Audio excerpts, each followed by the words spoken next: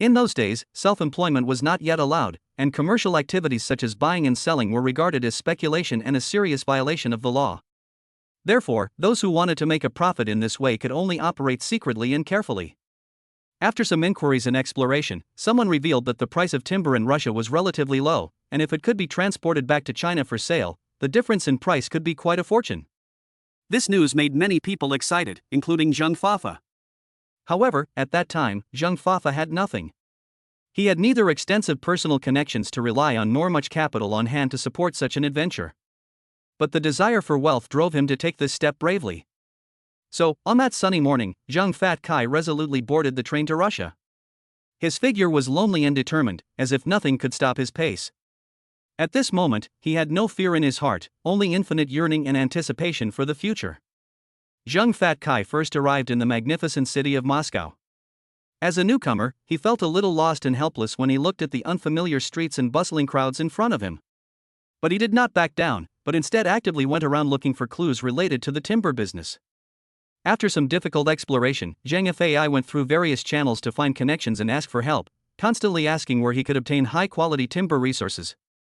Finally, hard work paid off, and after a period of busy running around, he successfully made the acquaintance of a Russian timber merchant. After this merchant's detailed introduction, Zheng Fai suddenly realized that Moscow was not the main timber-producing area. The real timber-producing areas are scattered across the vast land of Russia, such as the remote Far East, the cold Siberian region, the Ural region, and even some areas located in Europe. However, just as Zheng Fatchoi was pondering how to get to these timber-producing areas, the Russian timber merchant took the initiative to offer to take him to the Ural region for a visit.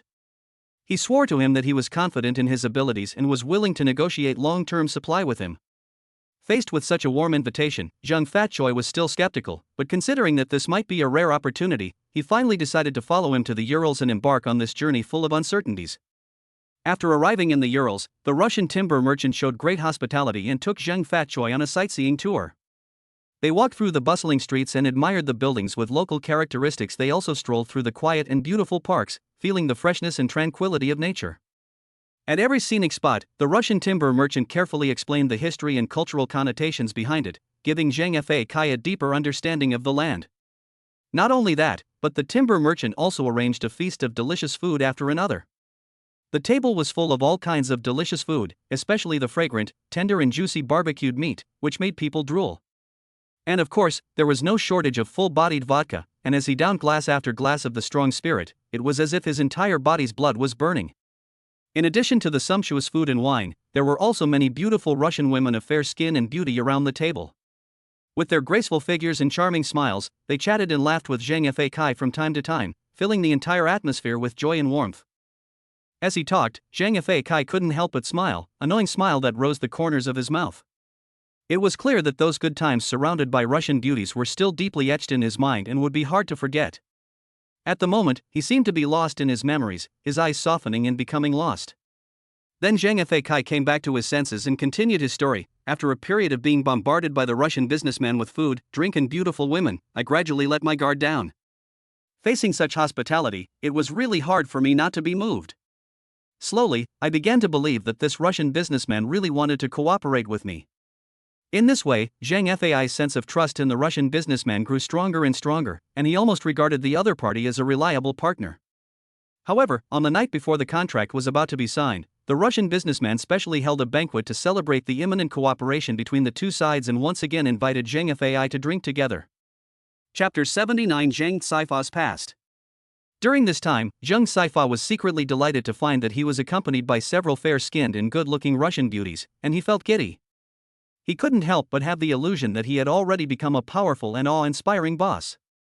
So, in this self-indulgent atmosphere, Zheng Saifa began to daydream. Maybe tonight he could play golf with these fair-skinned and beautiful Russian beauties. However, things took a turn that was completely unexpected.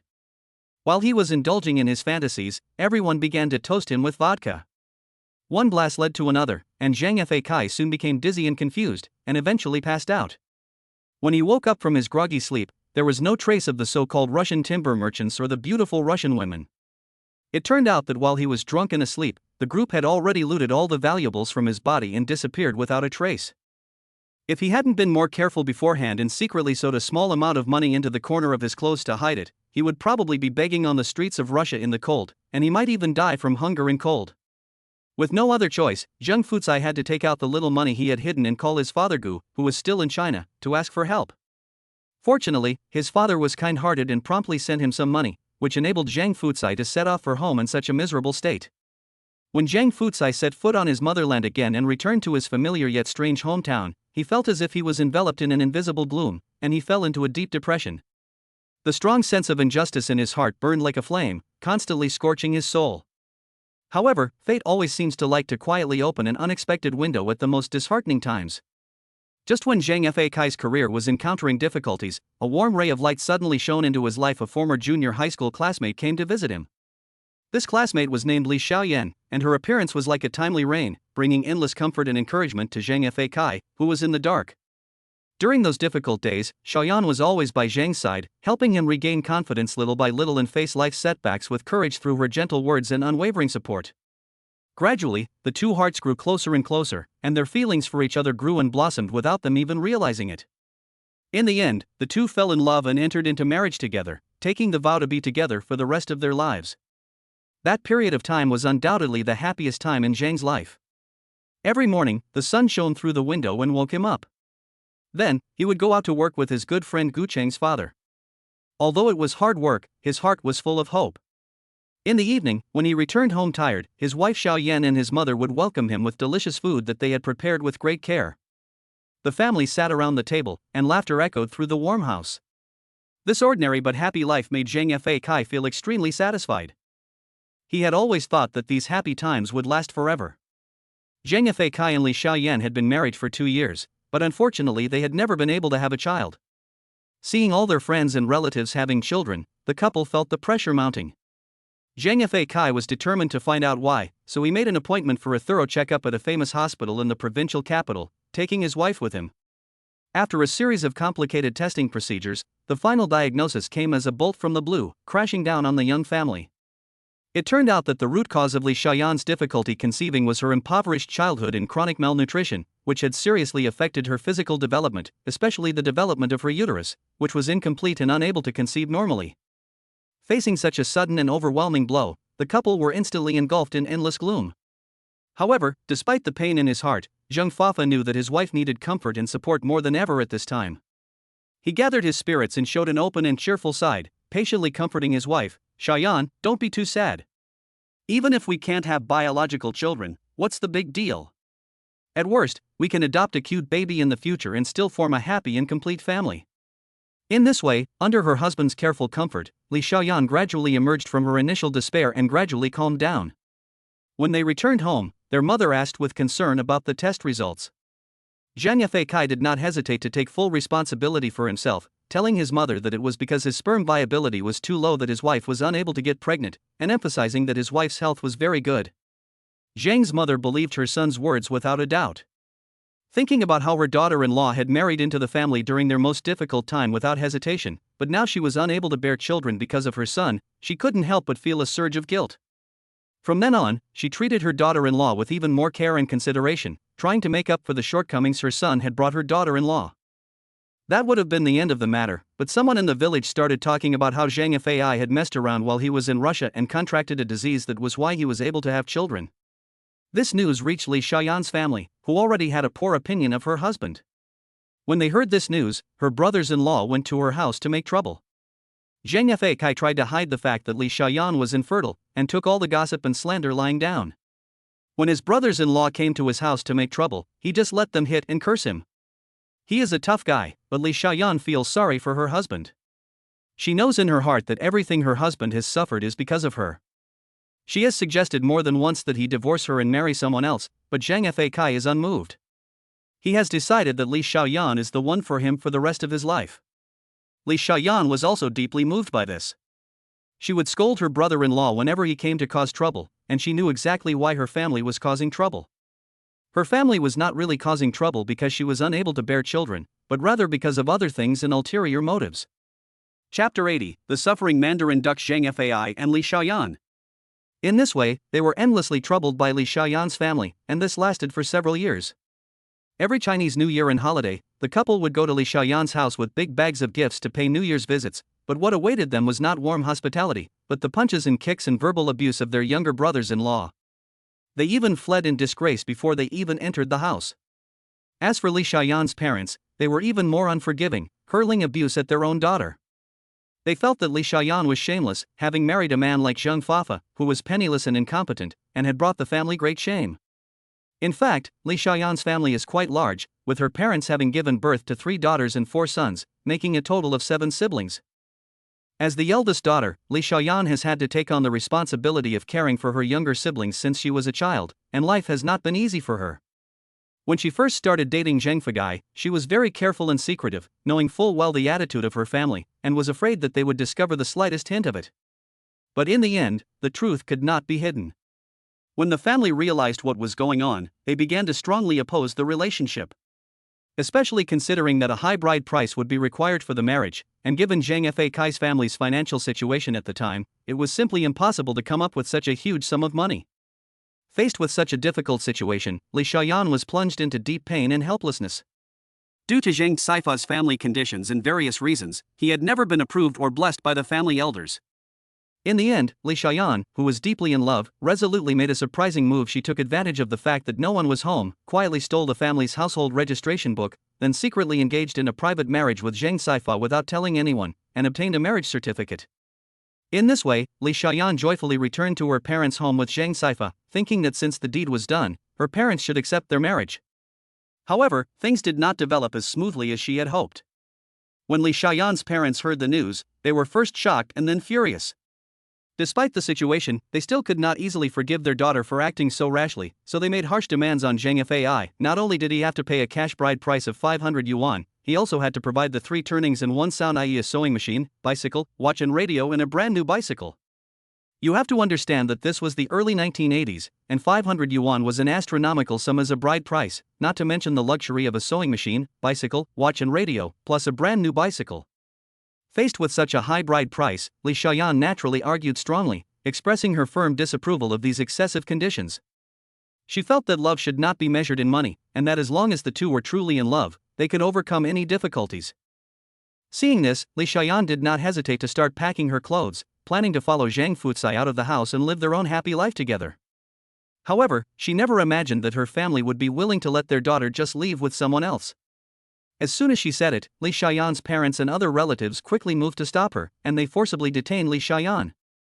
At the same time, they also told Zheng Fai without mercy that if he did not prepare the bride price and related items as requested, he would never be able to take Li Xiaoyan away again.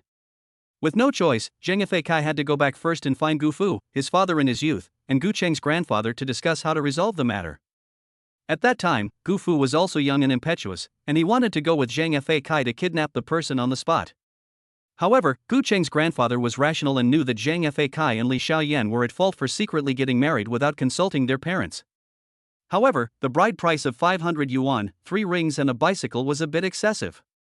Gu Cheng's grandfather thought about it and realized that Zheng Fai had no father and only a mother who was not well. He and his father had also been very close friends. He decided right then and there to go and help Zheng Fai propose to the girl.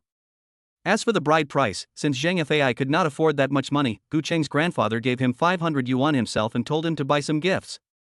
In this way, Grandpa Gu Cheng took his father and Zheng Fafa with him. The 3 of them went to Li Xiaoyan's house to propose marriage, carrying gifts such as alcohol and cigarettes and 500 yuan in cash. When they went, Li Xiaoyan's family members were so arrogant that they didn't even offer the 3 of them a cup of water. But there was nothing they could do. Zheng Fafa was in the wrong here. He wanted to marry the girl, so he had to swallow his pride. Grandpa Gu Cheng smiled and said to Li Xiaoyan's parents, Xiaoyan and Fai are both thoughtless children. They did not discuss it with the family, secretly decided their lives together, and even got a marriage certificate. This is not right of Fai. But since it is already like this, and the 2 children also like each other, you 2 as elders should let the 2 children get married. Although the family of Fat Choi is not well off, the child is a practical and filial one, and the couple will definitely be filial after getting married.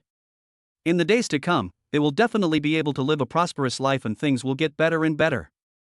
Li Xiaoyan's parents also snorted at what Grandpa Gu Cheng had said, and said in a lukewarm tone, "Old man, you're making it sound easy. That brat Fat Choi tricked my daughter into getting a certificate of marriage with him. My daughter has been raised with all our love and care since she was little, and we even sent her to school. It wasn't easy to raise her, and it won't be possible just because you said a few words, old man. If you want to take her away, you can't do without the bride price. No family will let their daughter go without a bride price. Today we've made our point clear: 500 yuan in cash, 3 rings, and a bicycle. When Li Xiaoyan's parents heard this, Grandpa Gu Cheng didn't say anything, but the young and impetuous Gu Cheng's father and Zhang Feikai were a little anxious. Zhang Feikai said anxiously, "Father and mother-in-law, this bride price of 500 yuan in cash plus 3 rings and a bicycle is really too much. I really can't come up with it all at once. Would you two be kind enough to let Xiaoyan and I be together?" he said, and then plopped down on his knees to Li Xiaoyan's parents, pleading desperately. Gu Cheng's father also anxiously said, "Uncle and Aunt Feikai and Xiaoyan really love each other. Please be kind and let them get married. In the future, Feikai will definitely be filial to you." Li Xiaoyan's parents looked at Zhang Feikai kneeling down and were not moved at all.